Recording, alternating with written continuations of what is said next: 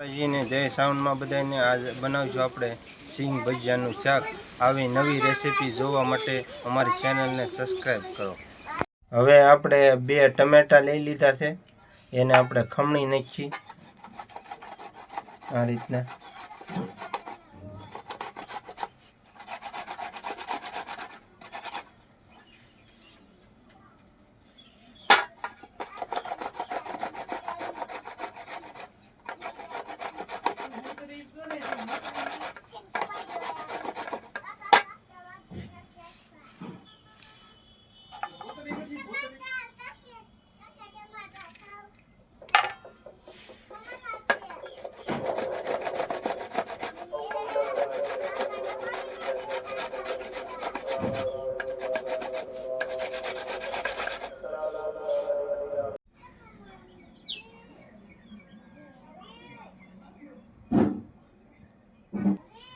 હવે આપણે ડુંગળી લઈ લીધી છે, એ ખમણી નાખીએ।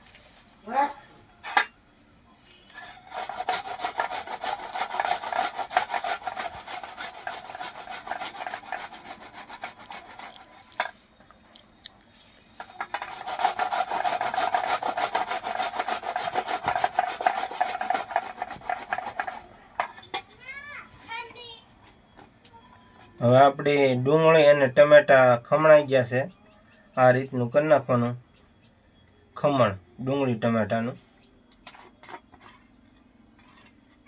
અને જો તમારે ખમણવા ન હોય તો આમ ઝીણી કટકી હાલે, પણ અત્યારે તો આપણે મેં ખમણી છે હોને આપને જેમ ગમતું હોય એ રીતનું આપણે રાખવાનું। જો બટકામાં ગોઠતું હોય તો બટકામાં, અને ખમણમાં રાખવું હોય તો ખમણમાં। હવે આપણું તેલ મૂકી દીધું છે ગરમ થવા માટે। જ્યાં લગી આપણું તેલ ગરમ થાય ત્યાં લગી આપણે 2 મિનિટ વાટ થઈ। આ રીતનું તેલ મૂકી દીધું છે। હવે આપણું તેલ આવી ગયું છે, એમાં આપણે રાઈ નાખી પહેલા, ને રાઈને ઘડીક ફૂટવા દઈએ।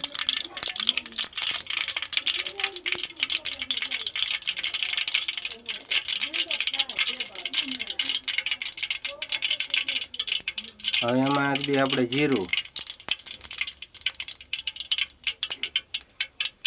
અને એમાં આપણે ડુંગળી ટમેટા ખમણેલું છે એ નાખી દઈએ।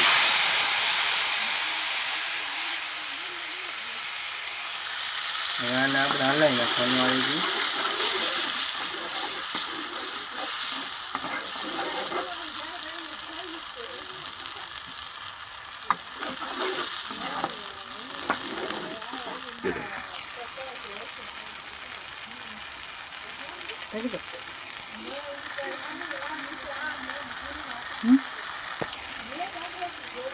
હવે આપણે ઢાંકી દઈએ। હવે આપણે ગ્રેવી આ રીતની સડે છે, હવે એમાં આપણે થોડુંક મીઠું નાખી દઈશ।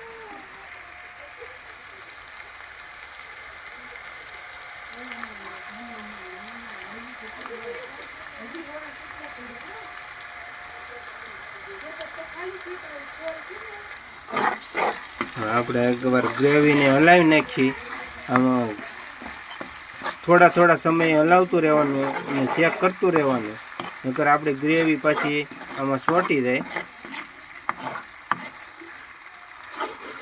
હજી આપણે સડીને થોડીક મન ફેર કાચી છે, ઘડીક સડવા દઈએ, પણ આપણે આમ ચેક કરતું રહેવાનું, નકર ગ્રેવી આપણી પછી ચોંટી જાય। હવે આપણે હળદર નાખી દીધી છે। હવે એમાં નાખશું આપણે ધાણા જીરું,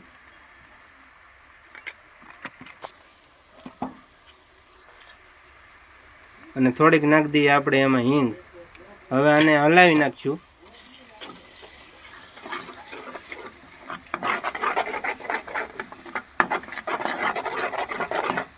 આ રીતની હળદરને ઘડીક પાકવા દેવું આપણે.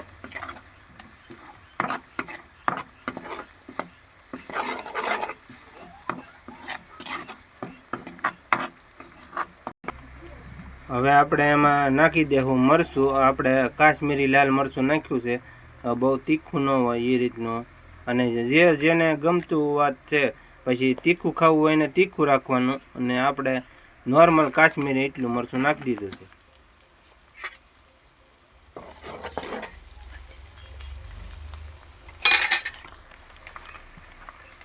હજી આપણે થોડુંક નાખી દઈએ. આનાથી સ્વાદે સારો આવે અને કલરે સારો પકડાય, એટલે આપણે કાશ્મીરી મરચું નાખીએ છીએ. હવે એને આપણે હલાવી નાખીશું, મિક્સ કરી નાખશું બધું.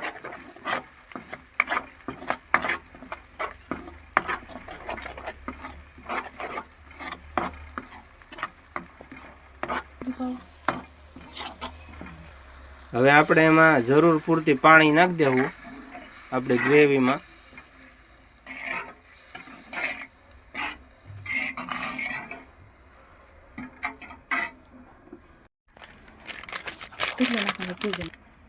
હવે આપણે ગરમ મસાલો નાખી દઈએ.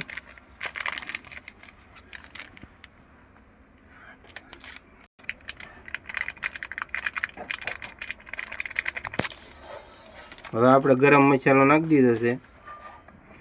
પછી આપણે એકવાર આમ હલાવી લેવાનું, એટલે આપણો ગરમ મસાલો થોડોક મિક્સ થઈ જાય અને ઘડીક આપણે ગ્રેવીને સડવા દેવું. અને હવે આપણે ગ્રેવી સડી ગઈ છે, એમાં આપણે સિંગ ભજીયા નાખી દઈએ.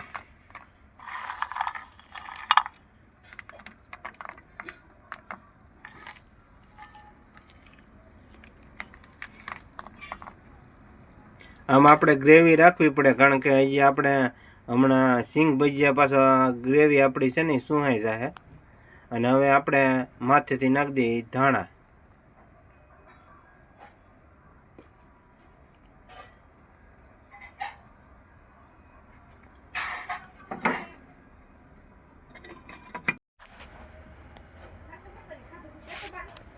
હવે આપણે ચેક કરી લઈએ.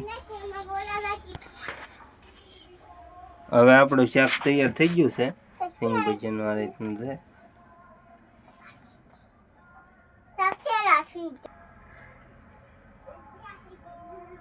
હવે આપણું શાક સડી ગયું છે. એમાં આપણે ધાણા ઉપરથી નાખી દેવું થોડાક.